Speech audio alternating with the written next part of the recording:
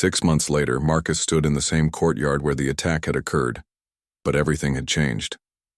The ancient cobblestones showed no trace of the violence that had erupted there on that Tuesday morning, but the palace itself had been transformed by layers of security measures that would have been unimaginable before the incident. His counterintelligence investigation had uncovered a network that stretched across 12 countries and involved more than 40 operatives, working for what appeared to be a private intelligence company, with connections to several hostile governments. The morning attack had been just one component of a massive intelligence-gathering operation targeting royal properties throughout Europe. Viktor Kozlov, the surviving attacker, had eventually provided crucial information that led to arrests in Moscow, Berlin, and Prague. The organization that contracted his team was dismantled, but not before they had sold detailed intelligence about palace security to at least 3 different client organizations, whose identities remained unknown. Marcus's new role as a counterintelligence specialist had taught him that modern threats to royal security came not from obvious enemies carrying weapons, but from seemingly innocent individuals armed with sophisticated surveillance equipment and years of patient planning. Tourists with cameras could be gathering intelligence, maintenance workers could be planting listening devices, and even palace staff could be compromised by foreign agents. The palace still received visitors, but the screening process now resembled airport security procedures. Every bag was X-rayed, every person was background checked, and every movement was monitored by an expanded network of surveillance cameras connected to facial recognition software that could identify potential threats in real time. Marcus walked past the fountain where he had taken cover during the firefight, remembering the terror in the children's faces as bullets flew overhead. The family he had protected that morning had sent him a thank you card from their home in Manchester, along with a photograph of their children playing safely in their garden. It was a reminder that his actions had real consequences in the lives of innocent people. His radio crackled with a routine security update. "Captain Thompson, we have a tour group approaching the East Gate. Standard tourist party. 32 individuals from a seniors organization in Wales. All background checks completed. No alerts." Marcus smiled at being addressed as captain despite his promotion to senior intelligence analyst. Old habits persisted among the guard units, and he appreciated the continuity with his previous role. His ceremonial red tunic had been replaced by civilian clothes that allowed him to blend in with palace visitors while observing potential security threats. The investigation had revealed that the attack was primarily successful because the palace security had become predictable through years of routine operations. The attackers knew exactly when guards would change shifts, which routes patrols would follow, and how security personnel would respond to different types of incidents. Marcus had spent months developing new randomization protocols that ensured security procedures would never again fall into predictable patterns. Guard rotations now changed according to algorithms that even the guards themselves couldn't predict. Patrol routes varied constantly, and response procedures were modified regularly to prevent hostile intelligence gathering. The technology upgrades had been extensive. Advanced motion sensors could detect suspicious behavior patterns among crowds of tourists. Facial recognition systems compared every visitor against databases of known security risks. Even the gift shop purchases were analyzed for patterns that might indicate reconnaissance activities. But the most significant change was in the mindset of the security personnel. Everyone now understood that their greatest enemy wasn't the obvious threat carrying weapons, but the patient operative gathering information for future attacks. Every interaction with the public was viewed through the lens of potential intelligence operations. Marcus received a priority message on his secure phone from Inspector Morrison, who had become his primary liaison with the Metropolitan Police Counterterrorism Unit. "We've identified 3 individuals conducting surveillance of Buckingham Palace using the same techniques observed at Windsor. Can you coordinate response?" This was exactly the type of threat Marcus had been trained to handle in his new role. Rather than waiting for hostile operatives to launch attacks, the enhanced security system now identified and intercepted surveillance activities before they could gather useful intelligence. "Understood," Marcus replied. "Deploying counter-surveillance teams now." He activated protocols that would flood the area around Buckingham Palace with plainclothes security personnel, creating so much observation and counter-observation that any hostile intelligence gathering would become impossible. The suspected operatives would find themselves surrounded by watchers, their every movement documented and analyzed. Marcus's phone buzzed with updates from the surveillance teams. The 3 suspects had been identified as members of the same organization that had contracted the Windsor attack. They were attempting to gather intelligence about response procedures for a potential future operation. Within 30 minutes, all 3 individuals had been quietly detained and escorted away from the palace area. No tourists noticed the arrests, no media attention was generated, and the potential threat was neutralized before it could develop into actual danger. This was the new reality of royal security. Constant vigilance against enemies who looked like ordinary people, fought with information instead of weapons, and could strike anywhere at any time. Marcus had adapted from defending against obvious threats to hunting invisible ones, from reacting to attacks to preventing them before they could begin. As he walked through the palace courtyard at the end of his shift, Marcus reflected on how dramatically his world had changed since that Tuesday morning 6 months ago. He was no longer the ceremonial guard standing at attention for tourist photographs. He had become a shadow warrior in an ongoing battle to protect not just the royal family, but the very concept of accessible monarchy that allowed ordinary citizens to visit and appreciate their cultural heritage. The attack had failed in its immediate objectives, but it had succeeded in transforming the palace from an open symbol of democratic tradition into a fortress protected by invisible walls of surveillance and suspicion. Marcus wondered if the attackers had anticipated this result, and whether the real victory belonged to those who had forced the palace to sacrifice its openness in the name of security. His radio crackled one final time as he prepared to leave for the day. All stations, this is Control. Security condition normal. No threats detected. Palace secured for evening operations. Marcus smiled at the familiar words, knowing that behind the routine announcement lay a complex network of technology, personnel, and procedures designed to ensure that the morning's violence would never be repeated. He had helped build that network, and he would continue defending it against enemies who remained largely invisible, but no less dangerous. The battle for palace security had evolved from a brief firefight into an ongoing war of intelligence and counterintelligence. Marcus had won the first engagement, but he knew the war would continue for as long as the palace stood as a symbol of everything that hostile forces sought to destroy. Walking toward the exit, Marcus passed a group of children on a school trip, their faces bright with excitement as they learned about British history and royal traditions. Protecting their right to visit this place safely was worth every sacrifice, every change, and every challenge that lay ahead. The palace would endure, the crown would be protected, and the tourists would continue coming. But Marcus and his colleagues would remain vigilant, ready to face whatever new threats emerged from the shadows of an increasingly dangerous world. 3 hours after the attack ended, Marcus found himself in a secure conference room deep within the palace administrative wing, facing a panel of senior officials he had only seen from a distance during ceremonial events. The Royal Protection Commander, the head of palace security, a representative from MI5, and Detective Chief Inspector Morrison sat around the polished oak table, their expressions grave as they reviewed preliminary investigation findings. Captain Thompson, the Royal Protection Commander, began. Your actions this morning prevented what could have been a massacre of innocent civilians. However, we need to understand exactly how these operatives obtained such detailed intelligence about our security procedures. The surviving attacker, now identified as Viktor Kozlov, a former Russian Special Forces operative turned mercenary, had been surprisingly cooperative during initial questioning. His revelations painted a disturbing picture of security vulnerabilities that extended far beyond the palace walls. Inspector Morrison consulted her notes. According to Kozlov, this operation was planned for 6 months. The team conducted extensive surveillance using legal tourist visits, studied publicly available photographs and videos posted on social media, and cross-referenced this information with detailed architectural plans obtained through what he claims were industrial espionage methods. Marcus felt a chill as the implications became clear. They weren't specifically targeting the royal family. This was intelligence gathering.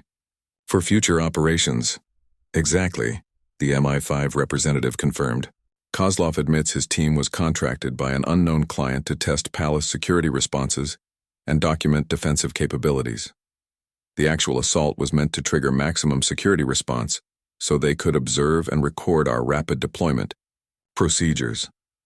This revelation transformed the entire incident from a terrorist attack into something far more sinister. A reconnaissance mission designed to map palace defenses for future use by other hostile parties. The attackers had been willing to die not for ideological reasons, but to collect intelligence that would be sold to the highest bidder. The weapons they used, Inspector Morrison continued, were deliberately chosen to create maximum chaos without actually penetrating the palace interior. Their ammunition was designed to wound rather than kill, and their positioning ensured they would be surrounded and eliminated quickly. Marcus reviewed the morning's events with this new understanding.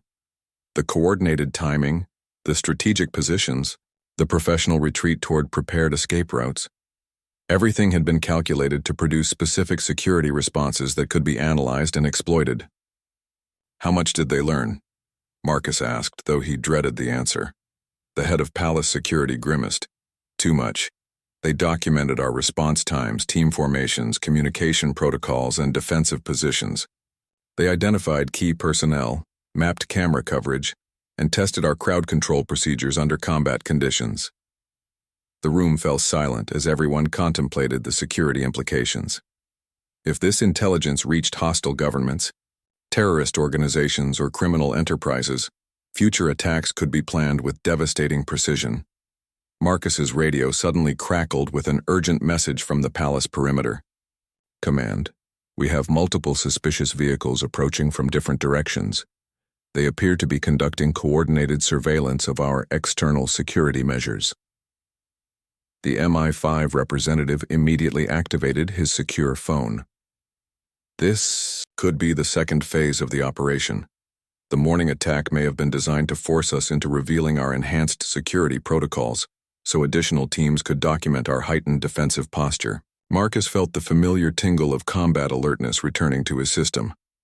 They're still out there, studying everything we do. Within minutes, additional intelligence began flowing in from various sources. Traffic cameras had detected unusual vehicle patterns around the palace throughout the morning. Hotel surveillance systems showed suspicious guests checking out early from establishments near the palace. Airport security reported several individuals with questionable documentation, attempting to leave the country immediately after the attack. This is a multi-layered operation, Inspector Morrison concluded. The 4 attackers we dealt with were just the visible component. There's an entire intelligence network operating around the palace, and we've only caught a fraction of the people involved. The Royal Protection Commander made a decision that would affect palace operations for months to come. Effective immediately, we're implementing code red security protocols. All tourist access is suspended indefinitely. We're conducting a complete review of every security procedure, changing all communication codes and relocating defensive positions. Marcus knew that code red protocols would transform the palace from a tourist attraction into a fortress. Armed, guards would be posted at every entrance, military barriers would be erected around the perimeter, and visitors would be subject to airport-level security screening. The openness that made the palace a symbol of democratic monarchy would disappear behind layers of security measures. Captain Thompson, the Royal Protection Commander, addressed him directly. You're being reassigned to our counterintelligence unit. Your experience this morning, combined with your military background, makes you ideally suited to help us identify and neutralize the remaining elements of this network. The assignment represented both recognition of his actions and acknowledgement that the threat was far from over. Marcus would be leaving his ceremonial duties to join the shadowy world of intelligence operations, where enemies hid among innocent civilians and every tourist could potentially be a spy. His new responsibilities would include analyzing the intelligence collected by the morning's attackers, developing countermeasures against similar future operations, and working with international security agencies to track down the organization that had contracted the assault team. As the meeting concluded, Marcus realized that his 23 years of straightforward military and ceremonial service had suddenly evolved into something far more complex and dangerous. The palace he had sworn to protect was now the target of sophisticated intelligence operations that extended far beyond anything he had previously encountered. Walking back through the palace corridors, Marcus noticed changes already being implemented as part of the enhanced security protocols. Additional guards were posted at every intersection, surveillance cameras were being repositioned, and maintenance crews were installing additional security barriers. The ancient walls that had witnessed centuries of British history were adapting, once again to face new threats in an age when information could be as dangerous as any physical weapon. Marcus had helped defend the palace against direct assault, but now he would need to learn how to fight enemies who attacked with cameras, computers, and carefully planned intelligence-gathering operations. The battle for palace security was just beginning, and Marcus was about to discover that his morning confrontation with 4 armed attackers had been merely the opening move in a much larger and more dangerous game. Marcus's shot struck the assault team leader center mass, the impact spinning him around and sending his submachine gun clattering across the cobblestones. The man staggered, but didn't fall immediately, his body armor absorbing much of the bullet's impact. Marcus fired again, this time aiming for the unprotected area below the armor vest. The second shot dropped the leader to his knees, but even wounded, he was reaching for a backup weapon concealed in an ankle holster. Marcus's military training had taught him that wounded enemies were often more dangerous than healthy ones, driven by desperation and knowing they had nothing left to lose. Before Marcus could fire a third shot, the palace courtyard suddenly filled, with the thunderous sound of multiple automatic weapons firing simultaneously. The rapid response teams had finally reached effective range and were engaging all remaining threats with overwhelming firepower. The blonde woman with the pistol was caught in crossfire from 3 different security teams. She managed to fire 2 more shots before being struck by multiple rounds, her body crumpling behind the decorative planters where she had taken cover. Her weapon flew from her hands, sliding across the smooth stones until it came to rest near a group of terrified tourists. The man who had breached the east gate with explosives was attempting to escape through the opening he had created when a sniper from the palace roof engaged him at long range. The single rifle shot echoed across the courtyard, and the would-be bomber collapsed just outside the gate, his escape route becoming his final resting place. The 4th operative, positioned on the balcony with his rifle, found himself surrounded by security teams approaching from multiple directions. He had managed to wound 2 palace guards during the initial engagement, but now faced overwhelming odds with no possibility of escape or successful completion of his mission. Marcus watched as the sniper threw down his rifle and raised his hands in surrender. This was unusual behavior for a terrorist operative, suggesting these individuals might have been hired professionals rather than ideologically motivated extremists. Professional soldiers often surrendered when their mission became impossible, while fanatics typically fought to the death. The entire engagement had lasted less than 2 minutes from the moment the first weapon was drawn until the last shot was fired. 2 minutes of absolute chaos that had transformed a peaceful tourist attraction into a combat zone, endangered hundreds of innocent lives, and tested every aspect of palace security protocols. Emergency medical teams rushed into the courtyard, their bright yellow uniforms standing out against the gray stones as they began treating wounded civilians and security personnel. The sound of ambulance sirens grew louder as additional medical support arrived from London hospitals. Marcus holstered his weapon and began checking on the tourists who had been caught in the crossfire. The family he had tackled to the ground at the beginning of the attack was shaken, but physically unharmed. The 2 young children were crying, but their parents were already comforting them and moving them away from the scene. A tourist from Germany had been grazed by a bullet fragment and was receiving first aid from a palace medic. An elderly woman from Japan had fallen during the panic and appeared to have broken her wrist, but she was conscious and alert. Overall, the civilian casualties were remarkably light considering the intensity of the gunfire. Marcus's radio crackled with status reports from throughout the palace complex. All areas secure, no additional threats detected, medical teams deployed. To courtyard. Police investigators en route. The palace had been locked down completely, with no one allowed to enter or leave until security teams could verify that no additional threats remained hidden among the tourists or staff. This was standard protocol following any armed attack on royal property. Detective Chief Inspector Sarah Morrison arrived within minutes, her police credentials allowing her immediate access to the crime scene. Marcus knew her by reputation as one of London's most experienced counter-terrorism investigators, specializing in cases involving attacks on government facilities. "Captain Thompson," she said, approaching Marcus while crime scene photographers documented the aftermath. "I need a complete briefing on everything you observed, starting from the moment you first noticed suspicious activity."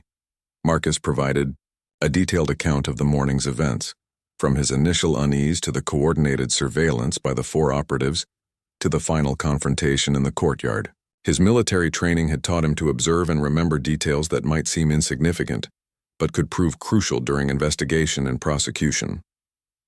Inspector Morrison listened carefully, taking detailed notes and asking specific questions about the attackers' equipment, tactics, and coordination. "These weren't amateur terrorists," she concluded. "Their weapons were military grade, their tactics showed professional training, and their intelligence about palace security procedures was far too detailed for casual observation. The investigation would need to determine how these operatives had obtained classified information about palace security protocols, whether they were part of a larger organization, and what their ultimate objectives had been." The attack appeared to be more than a simple terrorist assault or publicity stunt. Crime scene investigators were carefully cataloging evidence from throughout the courtyard. The weapons used by the attackers would be traced to determine their origin and how they had been acquired. Fingerprints, DNA samples, and photographic records would be compared against international terrorist databases. The surviving operative, still positioned on the balcony under armed guard, would be interrogated by specialists trained in extracting information from hostile combatants. His cooperation could provide crucial intelligence about the organization behind the attack and any additional threats that might still exist. Marcus noticed that palace maintenance crews were already beginning repairs to the damaged areas. Bullet holes in the ancient stonework would be filled and polished until no trace of the morning's violence remained visible. The palace would reopen to tourists within days, its security enhanced, but its appearance restored to pristine condition. The Biao media had gathered outside the palace gates, their cameras and satellite trucks creating a circus atmosphere that contrasted sharply with the professional calm inside the security perimeter. News reports were already circulating worldwide, describing the attack as a major security breach and praising the rapid response of palace guards. Marcus knew that his actions during the crisis would be analyzed extensively by security experts, police investigators, and intelligence agencies. Every decision he had made, every shot he had fired, and every tactical choice would be scrutinized to determine what had worked well and what could be improved. His 23 years of service had prepared him for combat, but nothing could have prepared him for the strange mixture of relief, exhaustion, and sadness he felt while looking at the bloodstains on the ancient cobblestones where moments earlier, tourists had been taking happy photographs with their families.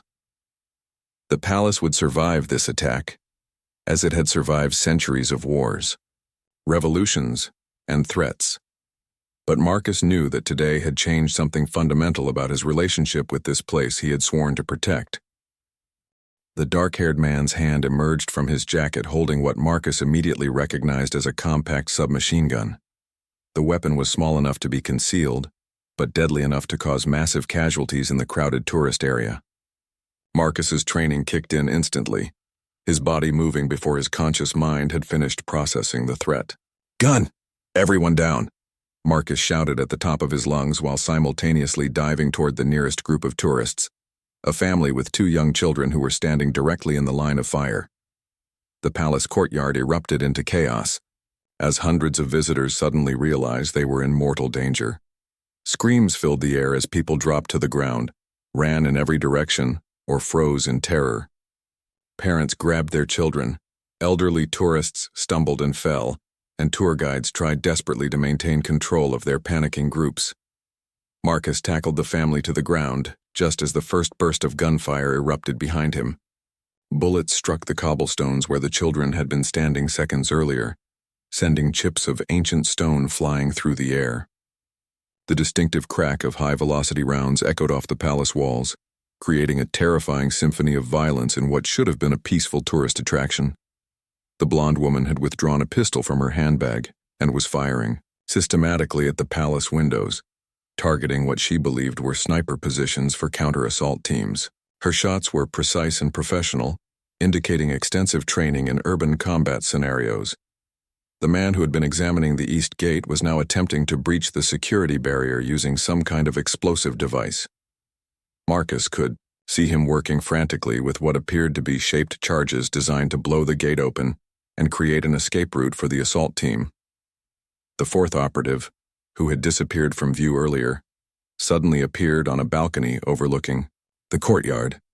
He was carrying a rifle with a telescopic sight and was taking aim at palace security personnel who were trying to respond to the attack. Marcus rolled away from the family he had protected and began low-crawling toward better cover behind a large, decorative fountain. His ceremonial uniform, designed for pageantry rather than combat, offered no protection against the bullets flying overhead. He needed to reach his emergency equipment cache, hidden in a maintenance alcove near the east wall. The leader of the assault team was advancing steadily through the courtyard, firing controlled bursts at anyone wearing a palace uniform. His tactical movement showed professional military training, probably special forces-level expertise. He used available cover effectively, maintained situational awareness, and coordinated his fire with his team members. Marcus reached the maintenance alcove and quickly accessed his emergency supplies. Inside the hidden compartment was body armor, a service pistol with extra ammunition, communication equipment, and medical supplies. He had hoped never to need these emergency resources, but 23 years of military experience had taught him always to prepare for the worst-case scenario. As he struggled into the body armor, Marcus could hear the sound he had been waiting for. Heavy boots running in formation across the cobblestones, multiple radio communications crackling with urgent updates, and the distinctive whine of police sirens approaching from outside the palace walls. His backup was finally arriving. The rapid response teams had been positioned strategically throughout the palace complex, ready to converge on any location within 30 seconds of an emergency alert. These were elite security personnel, many with military special forces backgrounds, armed with the latest weapons and equipped with advanced tactical gear. Marcus could see the first response team approaching from the north corridor, moving in, perfect formation with weapons ready and body armor gleaming in the morning sunlight. Behind them came medical personnel carrying emergency equipment for treating casualties. The assault team leader spotted the approaching security forces and immediately changed his tactics. Instead of continuing his advance through the courtyard, he began moving toward the civilian tourists, clearly intending to use innocent people as human shields. Marcus knew he couldn't wait for official backup to handle this situation. Civilians were about to be taken hostage by armed terrorists, and every second of delay would increase the risk of massive casualties. His duty to protect the crown extended to protecting the crown's subjects, including the tourists who had come to admire the palace. He emerged from cover with his service pistol drawn and began advancing on the assault team leader. The distance was approximately 40 meters across open ground, with minimal cover available. It was a dangerous approach, but Marcus had no choice except to engage the threat directly. "Armed police, drop your weapons immediately," he shouted, using the traditional warning that would be heard clearly by the approaching backup teams and recorded by security cameras for legal purposes. The leader turned toward Marcus with his submachine gun raised. For a moment, the two experienced, combat veterans faced each other across the cobblestone courtyard, each calculating odds, angles, and tactical advantages. Marcus could see recognition in the other man's eyes. This was a professional who understood combat, respected competent opponents, and knew that the situation had moved beyond the point of negotiation or surrender. The blonde woman was still firing at the palace windows, but her ammunition was running low. The man with the explosive charges had successfully breached the east gate and was waving his team toward the escape route.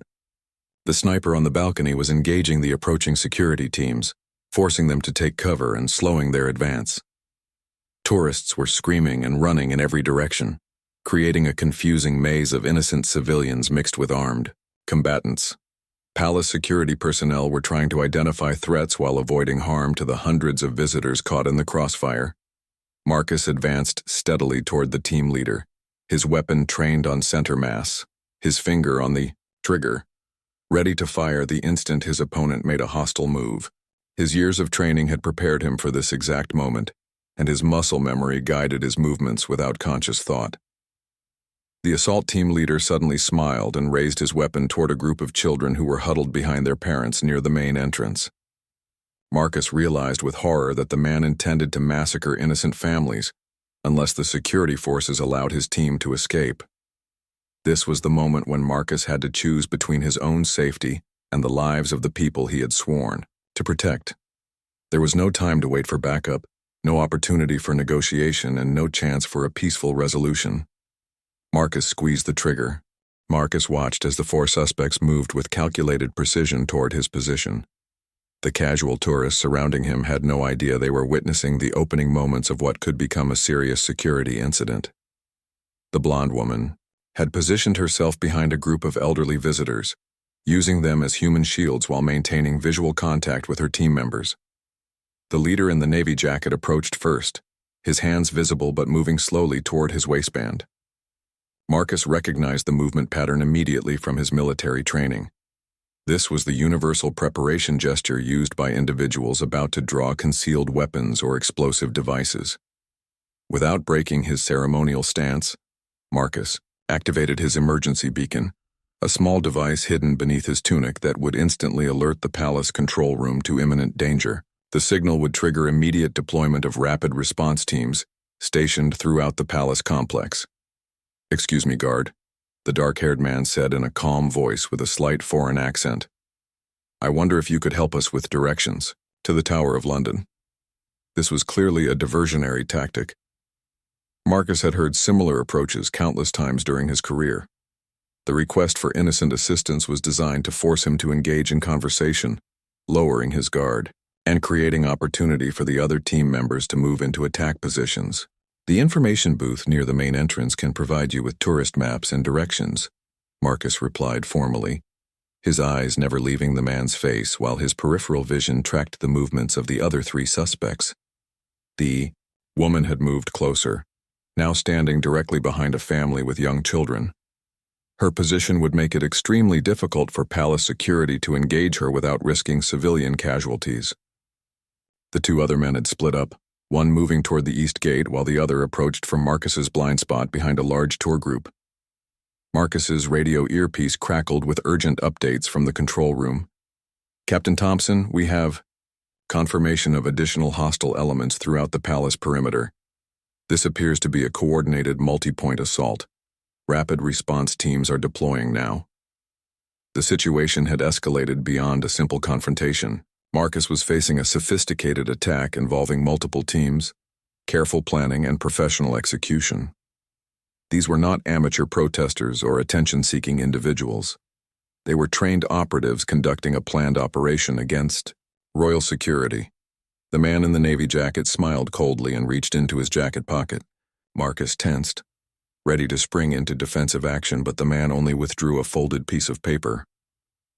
"Actually, we're not lost," he said, his voice dropping to a menacing whisper that only Marcus could hear. "We know exactly where we are, and we know exactly who you are. Captain Marcus Thompson, aged 48, 23 years of service, 2 tours in Afghanistan, decorated veteran, and currently responsible for Eastern Perimeter security." The detailed personal information sent a chill down Marcus's spine. These individuals had conducted extensive intelligence gathering on palace security personnel. They knew his name, his background, his responsibilities, and probably his daily routines. This level of preparation indicated months of planning and significant resources. "We also know," the man continued, "that your backup units are positioned in concealed locations throughout the palace grounds, that your rapid response protocols call for immediate deployment of armed security teams, and that you're currently transmitting an emergency beacon signal. Marcus maintained his composure despite the shock of realizing these operatives had somehow penetrated palace security intelligence. They knew details about defensive procedures that should have been classified, information available only to authorized personnel.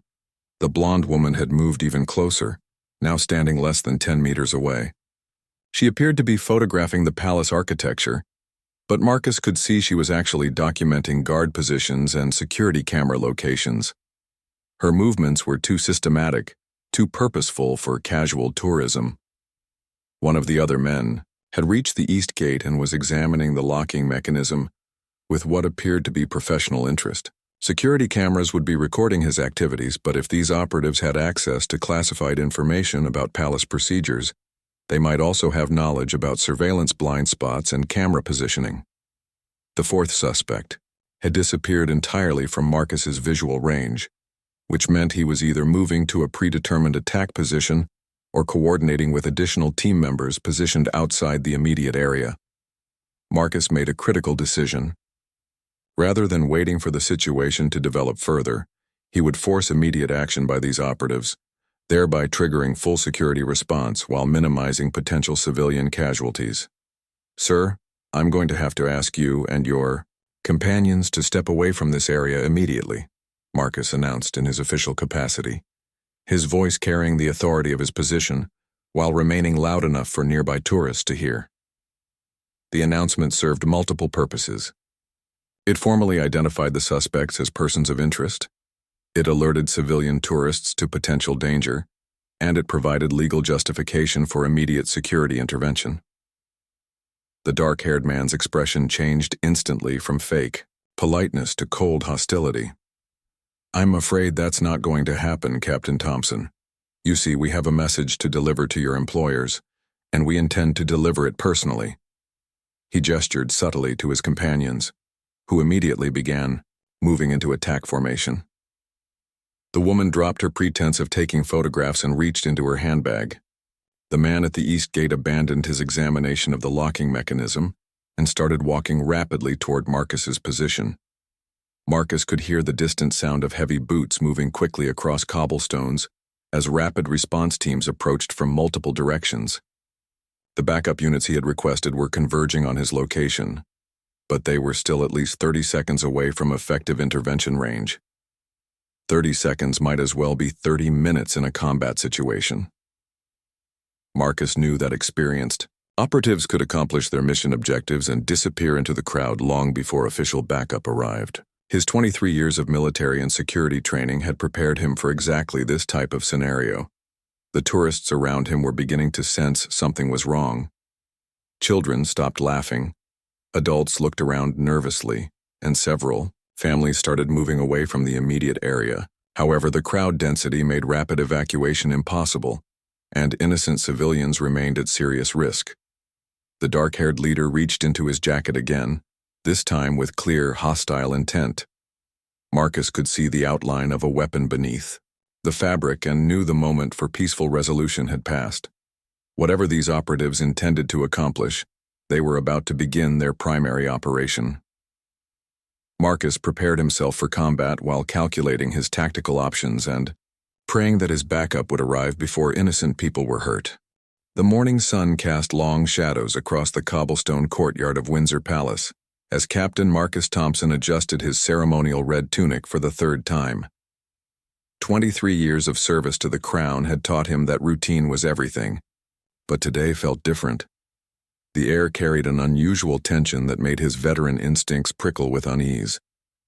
Marcus had been selected for the prestigious Queen's Guard when he was just 25, fresh from his tour in Afghanistan. His military record was spotless, his dedication unwavering, and his loyalty to the monarchy absolute. Now, at 48, he commanded a unit of 12 guards responsible for the eastern perimeter of the palace grounds during the busy tourist season. The palace buzzed with its typical morning activity. Tour groups gathered near the main gates, cameras flashing as visitors posed with the iconic red-coated guards. Street vendors hawked souvenirs from their permitted spots along the palace walls. Everything appeared normal, yet Marcus couldn't shake the feeling that something was brewing beneath the surface of this ordinary Tuesday morning. His radio crackled to life with the voice of Sergeant Williams from the control room. "Captain Thompson, we've got unusual movement detected on the CCTV cameras near the East Gate. 4 individuals have been loitering in the area for the past hour, moving in what appears to be a coordinated pattern." Marcus lifted his radio. Description of the individuals: 3 males, 1 female, ages approximately 25 to 30. They're dressed casually, but their movements suggest surveillance training. They keep rotating positions and checking their watches synchronously. This information confirmed Marcus's gut feeling. In his years of service, he had learned to distinguish between harmless tourists taking photos and individuals with more sinister intentions. These 4 people were clearly conducting reconnaissance, studying the guard rotations, timing the patrols, and mapping the security blind spots. Marcus made his way to the East Gate, maintaining his ceremonial posture while his eyes scanned the crowd for the suspicious individuals. The morning tourist rush provided perfect cover for anyone wanting to blend in and observe palace security procedures. Families with children, elderly couples, and groups of international visitors created a constantly shifting sea of faces. He spotted them almost immediately. They stood out not because of their appearance, but because of their behavior. While everyone else was focused on the palace, taking selfies, or listening to tour guides, these 4 individuals were watching the guards. Their eyes tracked patrol routes, noted shift changes, and observed response protocols. The leader appeared to be a tall man with dark hair wearing a navy blue jacket. He stood near the souvenir stand, pretending to examine postcards while actually observing the guard positions. About 50 meters away, a woman with shoulder-length blonde hair sat on a bench, seemingly reading a newspaper but glancing up every few seconds to track guard movements. The other 2 men had positioned themselves at opposite corners of the area, creating a diamond formation that allowed them to monitor all approaches to the East Gate. Their coordination was too precise to be coincidental. Marcus had seen similar surveillance patterns during his military service, and he knew these individuals were professionals. Marcus activated his radio again. "Control, this is Captain Thompson. I have visual contact with the 4 suspects. They are conducting systematic surveillance of our security procedures. I recommend we implement Code Yellow protocols immediately." "Understood, Captain. Code Yellow is now in effect. Additional units are being deployed to your sector." Code Yellow meant heightened alertness without visible changes to routine operations. The guards would continue their normal duties, but with enhanced vigilance and readiness for immediate action. Backup units would move into concealed positions throughout the palace grounds, ready to respond within seconds if the situation escalated. Marcus continued his patrol, maintaining the illusion of routine while actually positioning himself for optimal response capability. His years of experience had taught him that most security threats could be deterred simply by demonstrating alert, professional security presence. However, something about these 4 individuals suggested they were not easily discouraged. The Dia woman on the bench suddenly stood and began walking toward the main gate. At the same moment, the man at the souvenir stand moved in the opposite direction. The other 2 shifted their positions as well, tightening their formation around the area where Marcus was patrolling. This coordinated movement confirmed Marcus's assessment. These were not casual observers, or even amateur troublemakers. They were executing a planned operation with military precision. The question was whether they intended to probe security responses, create a distraction for some other purpose, or launch an actual attack on the palace grounds. Marcus's radio buzzed, with updates from other guard positions. "Captain, we're observing similar suspicious activity near the north entrance. 2 additional individuals have been identified conducting surveillance. South Gate reporting unusual vehicle activity. A van has been circling the area for the past 30 minutes. The situation was expanding beyond the initial 4 suspects. Marcus realized they were dealing with a coordinated effort involving multiple teams and possibly multiple objectives. This was far more serious than a simple security probe. He maintained his ceremonial position while mentally calculating response scenarios. The palace security protocols had been refined over decades to handle various threat levels, from lone protesters to coordinated terrorist attacks. Every guard was trained in rapid response techniques, crowd control, and threat neutralization. The dark-haired man in the navy jacket suddenly looked directly at Marcus and nodded slightly to his companions. This subtle signal indicated they had identified him as the commanding officer and were ready to proceed with whatever they had planned. Marcus's pulse quickened, but his external demeanor remained perfectly composed. 23 years of training had prepared him for moments like this. He knew that the next few minutes would test every skill he had acquired, every lesson he had learned, and every instinct he had developed during his long career protecting for the crown. The tourists continued their cheerful chatter, completely unaware that a dangerous situation was developing around them. Children laughed, cameras clicked, and tour guides recited historical facts while Marcus and his team prepared for what could become a serious threat to royal security. The four suspects began moving toward Marcus's position with deliberate purpose, their casual pretense finally dropping as they closed the distance between themselves and their target.